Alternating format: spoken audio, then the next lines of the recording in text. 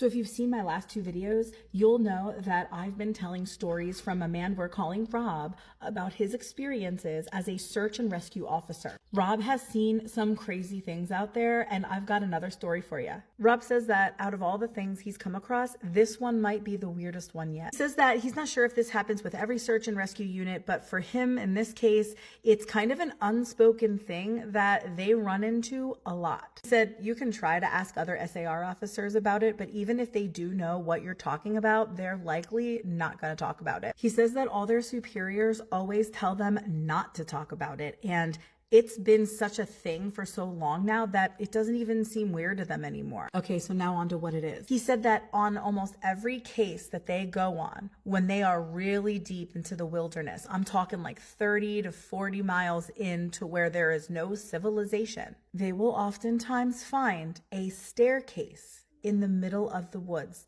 Staircases that lead to nowhere. He said he means it's literally like if you cut a set of stairs out of a house or out from the front of a home and plopped it into the middle of the woods. That's what they find. He said that the first time he saw some, he had asked the officer that was with him about them, and he just told him not to worry about it, because that's totally normal. And Rob's like, I kind of want to go check them out. But everybody he confronted about it just said the same thing. He said that when he'd bring it up about how he kind of wants to go check them out, everybody would always say very emphatically, just never go near them. Not even close. He says over time, he's seen a bunch of these sets of stairs, and there's always a variety. They alternate in size and height and even condition. Some look newer and some look older and weathered. He said one time he came across some that looked like they were from a lighthouse. They were made of metal and spiraled up and had a very old-fashioned look to them. He says the stairs don't go up infinitely or further than he can see. He's tempted to take pictures of them, but he's worried about losing his job. This is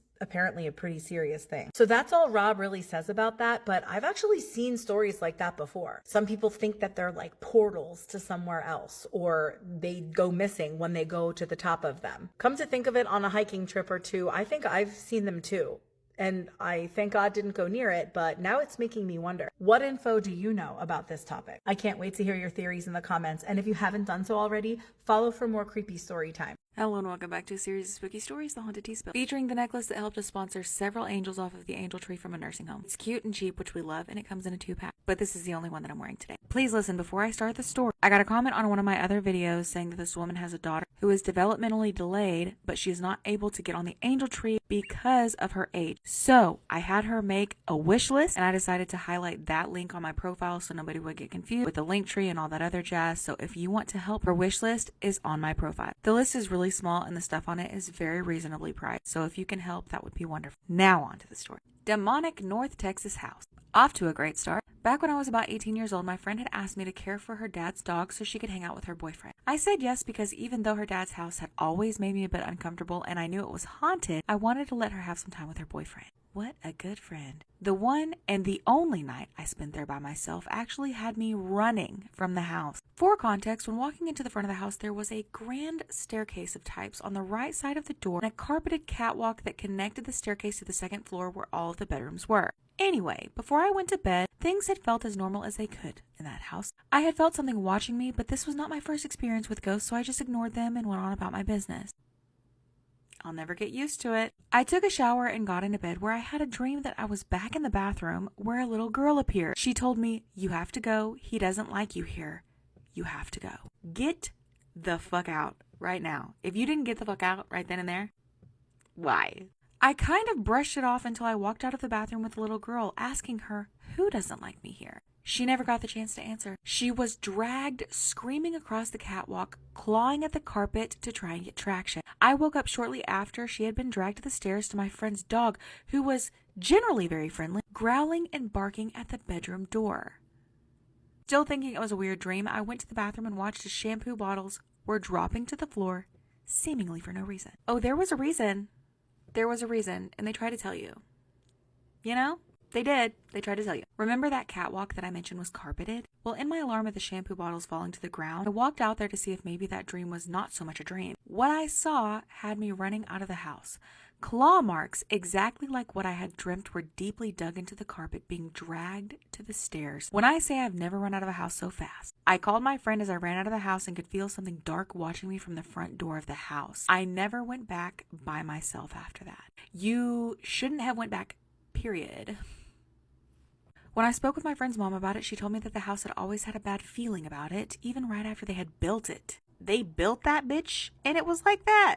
Hell nah. They would smell cigarette smoke even though none of them smoked. Things would be moved or go missing. The dogs would refuse to go upstairs for extended periods of time, etc. So based on my experience and what my friend's mom had to say about it, I'm 100% positive that the house was haunted by a very unfriendly ghost. Well, no shit. Wow. You're observant. Anyway, you should have left. You should have heeded the warning, and the fact that you went back is crazy. But I digress. Rate it on a scale of 1 to 10 in the comments, or don't. If you want to put in your 2 cents, you can do that. That's up to you, you know? Your prerogative. If you have a story of your own that you want to submit, you can't submit it on the Linktree My profile just yet because of that link to that wish list for the lady. So you're just going to have to wait until that list is gone. You know what I mean? Or you can DM me. You could do that too. Whatever you want to do. You know what I mean? I'll see you all the next episode. Stay spooky, friends. Let's talk about something absolutely terrifying. If you're new here, hi. I usually talk about pretty scary stuff, and I actually have an email where anyone who finds this page can send me their scary stories. And this is one of them. So let's get into it.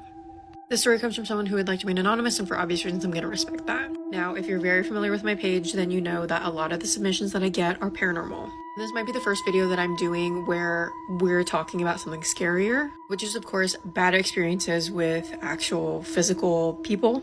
This one actually gave me chills, as if I was reading something that was paranormal. But anyways, let's get into it. So years ago, the person who sent me the story and their sister decided to order food while their parents were out for dinner.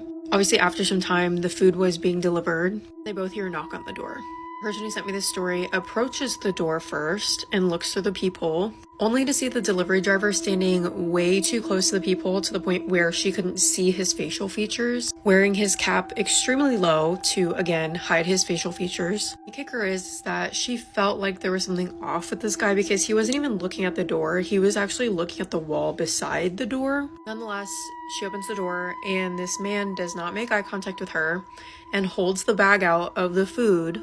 And what's particularly strange is that she said that he wasn't even looking at her at all during this interaction. He was actually looking into the house, like he wanted to come inside. And then he says, "Can I make a call from inside the house? My phone died." Not, "Can I use your phone?" It was, "Can I make a call from inside?" And she almost lets him in because she doesn't even process like how strange the interaction really is. But thankfully her sister is there, steps in front of her, says, "No, you cannot come inside. Thank you for the food," grabs the bag and shuts the door in his face. And they just don't talk about it. And a few minutes later, the doorbell rings. And the sister actually gets up, storms over to the door. She's pissed because she thinks that it's the same dude who's trying to come back to bother them. Only to see a delivery driver with a uniform on from the restaurant that they ordered from. He was not wearing his cap low, and he had the bag of their food. And the guy even read off the receipt and was like, "Oh, did you order this? It's for blank," and said her name. And once these girls are like, "Somebody actually already delivered our food. Are you sure you guys didn't prepare it twice?" The delivery driver's face goes absolutely blank. And the driver says, "Well, that's really weird because I'm the only person that is delivering food from here tonight." So they run over, they check the first bag. There's no logo, no receipt, nothing printed on it. There was absolutely no details of this guy, and they actually asked the delivery driver if he could check with his boss if there was like any CCTV footage of this guy like getting their order. There was none. At the end, the person who sent me this email says that it is so haunting to think about how close she was to letting this guy inside and not even knowing that he wasn't supposed to be there. And I just want to say that I'm very grateful that that girl's sister was there because we've all been in situations where we're not expecting the interaction that we're about to receive, and we don't even register what is happening until afterwards, and then we're reflecting on it being like, that was weird. I should have said this. Like, we've all been there. I don't even want to think about how different the story would be if he did end up coming inside of their home. If you think you have a terrifying experience, don't forget to submit it to the email in my bio. But anyways, that's going to do it for me. Stay tuned for more stories. So this guy says that he is a big believer in the paranormal. In 2019, both his wife and the daughter died while the mom was trying to give birth to the baby. He requested that they be buried together, the mom holding the baby in her arms. Says that the viewing started at 8 p.m. and ended around 9:30. Everyone gave him their condolences and then they all left him alone. Once everyone left, he said that he decided to clean up, and the only thing in his mind was how he has stayed in this world alone. He had gone out to take the trash, and on his way back is when he started to hear knockings. He started looking around once he went in because he thought maybe someone had left something behind and they were coming for it, so he headed towards the door. He went to the door and there was nobody, so he started to look around and thought maybe it was a dog or a cat or some sort of animal. He even thought maybe it was the neighbor like hammering something to a wall, and that was when he heard it again. He heard like somebody was knocking, but this time he was so close to the coffin where his wife and baby were that he realized that those knockings were coming from inside that coffin. He admits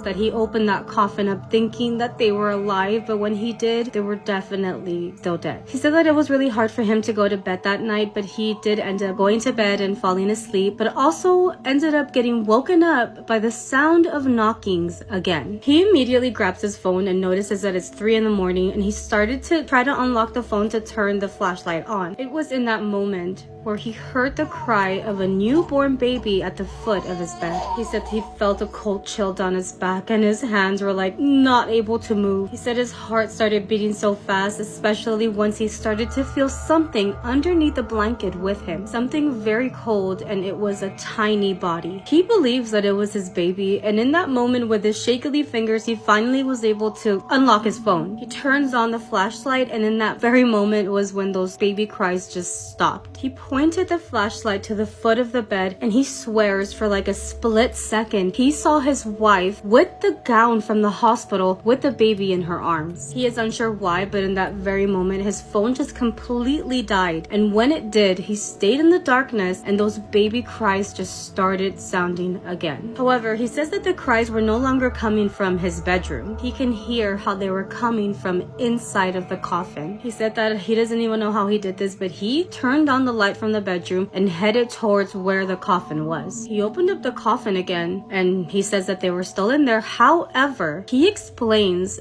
that his wife's facial features changed, that for some reason she looked like she was scared. Side note, I know that you guys are like, what do you mean the dead wife and baby are in his house? Well, typically in Mexico they have a viewing and the bodies stay in the houses where the viewings are, and the following days when they go and bury the bodies. Sometimes they do it the same day, but in his case the viewing was at nighttime. They were all going to wait for the morning to go and bury them. Back to the story. He says that he paid a little more attention to his wife's face because again her facial features had changed, and he could tell that she had tears like had rolled down her cheeks. He said that he couldn't go to bed that night, but it was only a few more hours before the people would come and they would have to go and bury his wife and daughter. When his family showed up, he went to the door and begged them to pray over them because something weird was happening. He believes that they weren't ready to go and that they didn't want to go. His family accepted without even a doubt or question, and they started praying over the wife and daughter. An hour later, the people came to get the coffin, and of course they had to transfer the coffin from inside the house to that, oh my god, what is it called, that car, that thing where you put the coffin in. Anyway, when they had picked up the coffin because they had to transfer it, every single person heard when something from inside the coffin was knocking. Like, I know it's his like a wife and daughter, but I've been so terrified. Not because of the knockings necessarily, because first of all, if that happened to me, I was home alone, I could lie to myself and be like, that didn't happen, I'm grieving, no way they knocked. But the fact that something would knock in front of his family and everyone just confirms what happened to him that night, that's what would scare me more. He says that they all heard 2 knocks coming from the coffin when they were trying to move it, and as soon as he heard that, he just says, I told you they don't want to leave. They went ahead and put the coffin, took it to the cemetery, and once they were at the cemetery, they heard the knockings again. He said that his family didn't even question it, they just all started praying again over and over. That wasn't even the end of it. Like, after they finished praying, the guys were putting the coffin down, and they were very steady, they weren't like moving it crazy, and he says how they all saw the coffin just turn to its side, and every time they would try to straighten it up, it would do the same thing again. He says that one of the men who worked at the cemetery told him to talk to his wife, and he did. He says that he told his wife to let the men do their job and that she had to go. He also told his wife that one day they'll meet again and that he would enjoy bury his wife and the baby. He also asked her to find peace with everything that happened and that he loved them so much. And again, that was like when they finally were able to put her down in that grave. He ended up going home and he admits that every day that passes, he just feels like there's a void, like there's something missing from his life, but he has learned to move on because one day he'll see them again. I feel like this is so sad, but also a little scary, a little tiny bit scary, okay? But what do you guys think? Can we show him the older homestead? Yeah, let's go.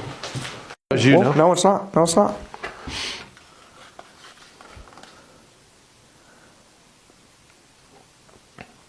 Was that you? Yeah, that's on either side. It went to both. Yeah. Let me tell you guys a true scary story about the first and thankfully only time I've ever had sleep paralysis. This occurred when I was babysitting at an extremely haunted house, for those of you who know my lore, where there was a lot of demonic activity in the home. I, very thankfully, before this time and since then, I have not ever experienced sleep paralysis. I've always been very terrified of it. But I did this particular night. So I was overnighting, watching the kids overnight. It was around Christmas time. And there was just normal kind of amounts of activity and encounters this night. Nothing too crazy until this happened. So I remember I was asleep on the couch because that's where I would sleep. I would always sleep on the couch. Surprisingly, I actually fell asleep early, which I never, I always had trouble sleeping for obvious reasons there, but I was really tired, so I passed. And I wake up to the sound of something rustling. It sounded like, let me shake. Can you guys hear that? I don't know if you can hear that. Just sounded like something rustling, like a leaf or something. And I open my eyes to to get up and look around, and I can't move my body. I can only look around. I couldn't even move my head.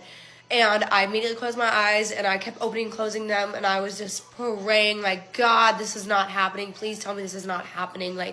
Instantly terrified because I knew what was going on, and it was something drummed out of a nightmare that I had feared, really my entire life. I hear a very low, rumbling growl coming from the corner of the room. I remember I shifted my eyes and I could kind of see the Christmas tree is in the corner of the room.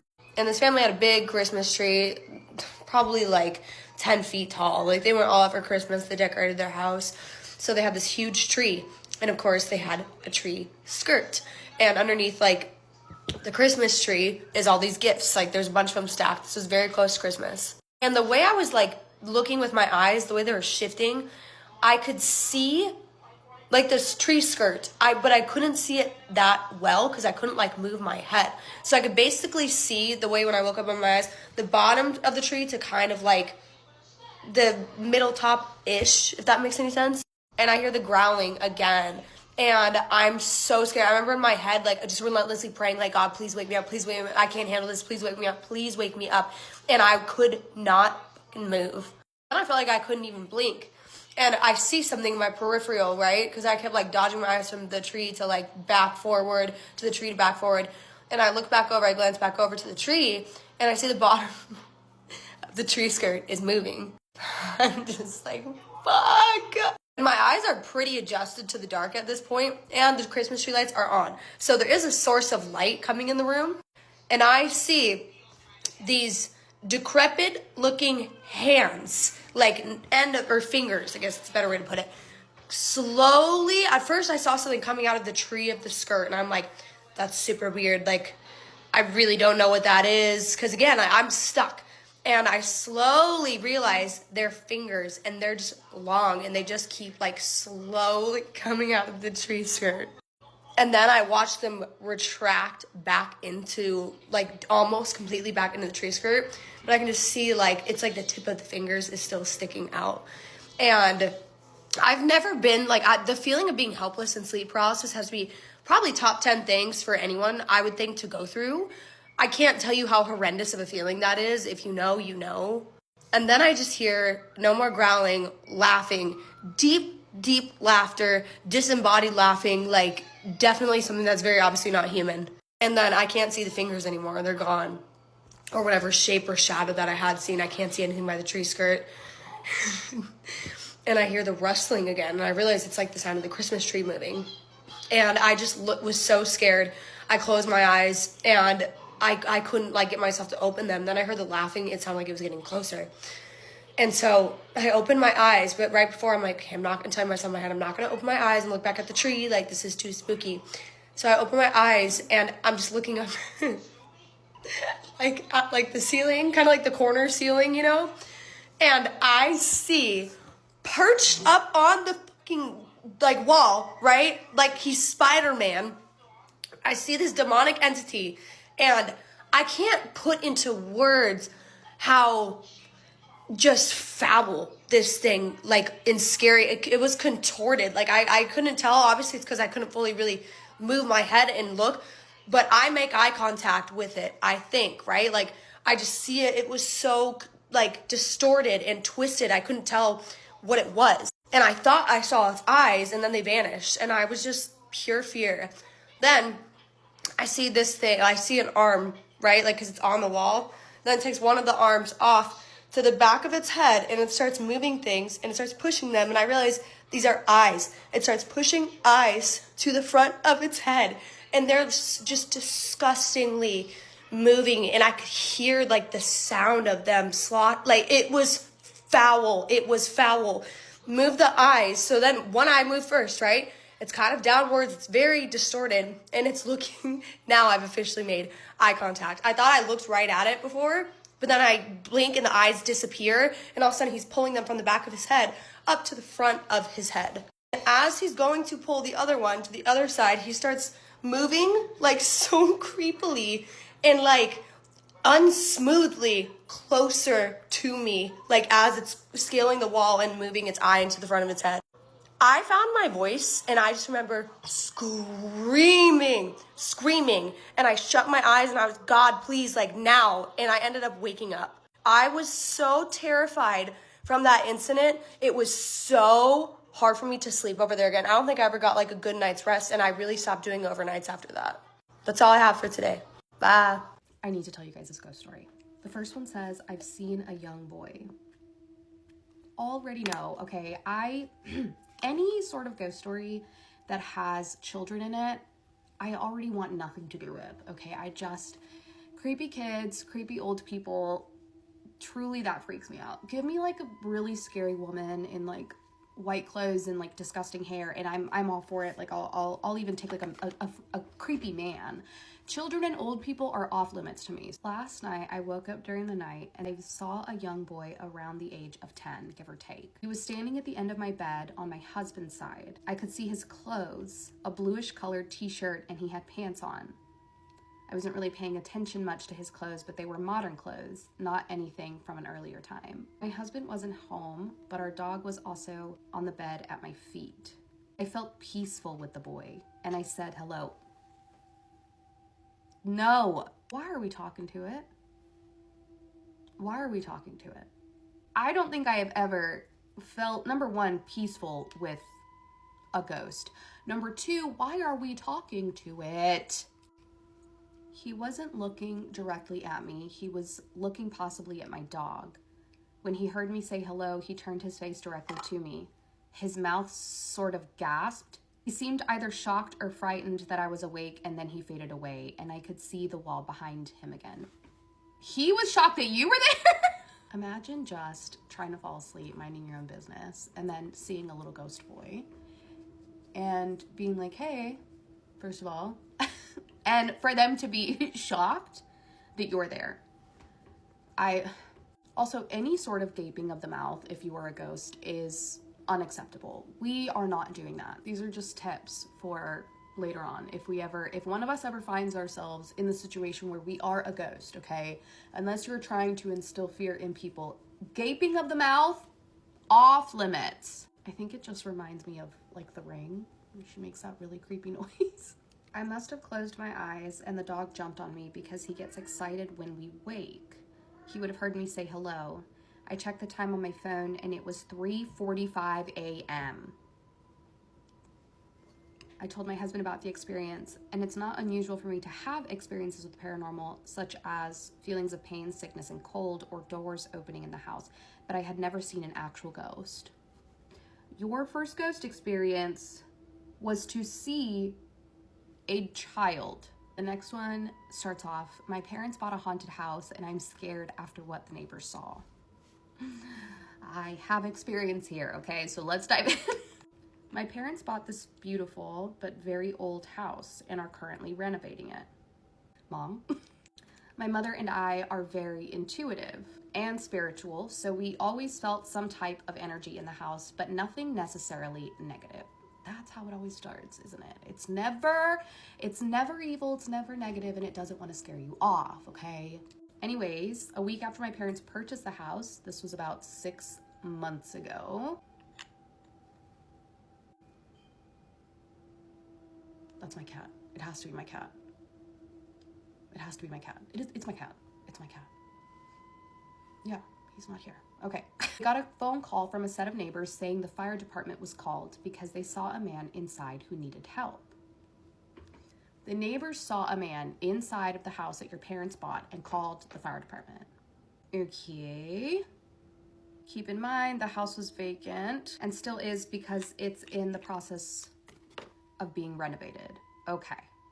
So no one's in the house, although the neighbors saw someone in the house. The neighbors saw someone in the house in need of such help that they called the fire department. Got it. Anyways, the fire department was called and my parents were like, no one's living there, it's empty. What do you mean? Anyway, fast forward to today, and the neighbor told my contractor that they called the fire department back then because they saw a man, himself. I'm freaked out. Not to mention various other neighbors and our contractors have said the sensor light by the front door constantly flickers and goes on and off. Something's there. My contractors have said they hear noises and steps from upstairs when no one is there. First of all, I need to know where exactly the neighbors saw this going down, okay, to the point where they needed to call the police department. I need to know where that happened, because if it was upstairs, I'm so sorry to tell you this. Your house is haunted. They then write, just here to ask if anyone has had any experience like this and if you have any recommendations. Experience, yes and no, okay? I lived in a haunted house that would target me when I was a kid. But it doesn't seem like anything, well, I don't know, they haven't moved in yet. It doesn't seem like anything is like malicious right now. Maybe it's just a trapped ghost, which it very much could be, just be a trapped spirit of an unfortunate circumstance that happened to have happened in that house. Recommendations, I don't know, girl, truly, if it's not causing any problems, I mean, other than the fact that you're scared, I don't know, after hearing that from my contractor, that would have freaked me out. What the fuck was that? Bro! What's going on around you? I don't know. I'm frozen. I am frozen. Did the window Sean. break? I got story number 10 for you from Rob, the search and rescue officer. I swear these stories just keep getting weirder. Rob says that this story comes from one of his buddies who is also a search and rescue officer. Rob says his buddy has been involved in a lot of search and rescue cases for missing people. He says that if they don't find a person right away, usually what happens is A, they're never seen again, or B, they are found weeks or even months later in places that they could not have possibly gotten to. One story Rob says that really stood out to him is one involving a 5-year-old boy with a severe mental disability. I'm just going to say it right now, trigger warning to unfortunate events involving the child. So this young boy vanished from a picnic area in late fall, and in addition to his severe mental disability, he also had a physical handicap. The parents said that there is no way that this child could have just vanished on his own. It would be impossible. They searched for this child for weeks, and they would go miles outside of the accepted search range. But it was like he'd never even been there. Even the dogs couldn't pick up his scent anywhere, not even in the picnic area where the boy had gone missing. At first, suspicion fell on the parents, but it was pretty clear that they were absolutely devastated. They hadn't done anything sinister to their child. The search was concluded about a month later, and by the end of winter, everyone pretty much moved on and forgot about it. So Rob's friend was out on a training op on one of the higher peaks in the mountains when he saw something. Sticking partway out of the snow was, unfortunately, this missing boy's shirt. They recognized it almost immediately because of its very distinct pattern. Then about 20 yards away, they found the boy's body laying partially out of the snow. Upon looking at this poor boy, they said that there had been no way that this child was gone for more than a couple days.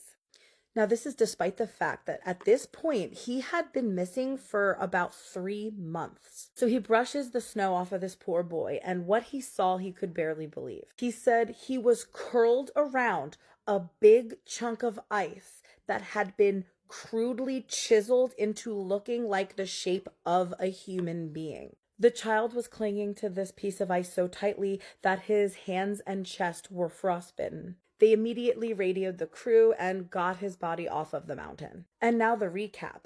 There is no way that this child could have survived on their own for 3 months, nor gotten to the top of this mountain peak on his own. There is just no way that this child could have walked 50 miles to the top of a darn mountain. And to top it off, there was nothing in this child's stomach or colon, not even water. It was like this kid was taken off of Earth, put into some weird suspended animation, and then dropped him into the snow a couple months later, only to be unalived by exposure. Rob said that his friend hasn't really ever gotten over that one. Let me know what you guys think. It makes me so sad. And stay tuned for more creepy search and rescue stories.